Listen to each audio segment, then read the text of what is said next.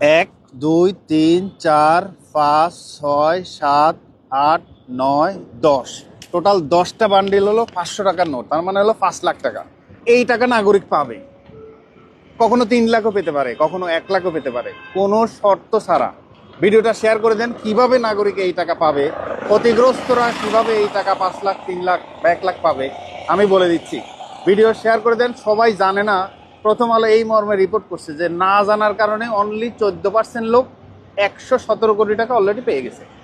এখন কি বিষয়, কিভাবে আবেদন করবেন? সড়ক দুর্ঘটনায় যারা আহত এবং নিহত তাদের পরিবার এই জিনিসটা আবেদন করতে পারবেন। কতদিনের মধ্যে? আগে ছিল এটা 30 দিনের মধ্যে, এখন এটা আবেদন করতে পারবেন 90 দিনের মধ্যে। কেননা 30 দিন তো ধরেন ট্রমাই কাটে না, কেউ যদি মারা যায় অনেকে পঙ্গু হসপিটাল ভর্তিই থাকে, এই জন্য 90 দিন পর্যন্ত আবেদন করতে পারবেন। বিআরটি অফিস প্রত্যেক জেলা শহরে আছে, সেখানে গিয়ে 32 নম্বর ফর্মটা আপনারা নেবেন।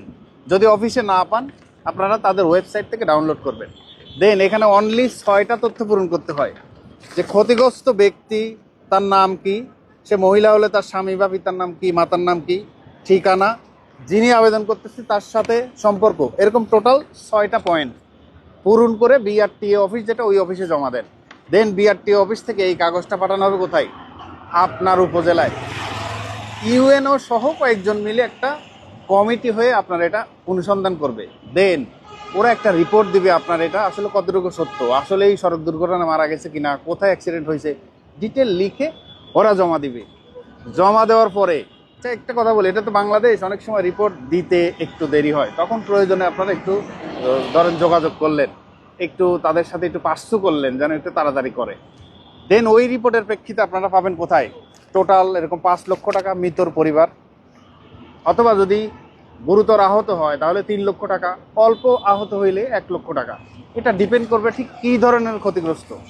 এই টাকাটা ভাই আসলেই পাওয়া যায়। অনেকে ধরেন লিখতেছেন যে এই টাকা কি আসলেই পাওয়া সম্ভব, এটা তো বাংলাদেশ, পাওয়া সম্ভব।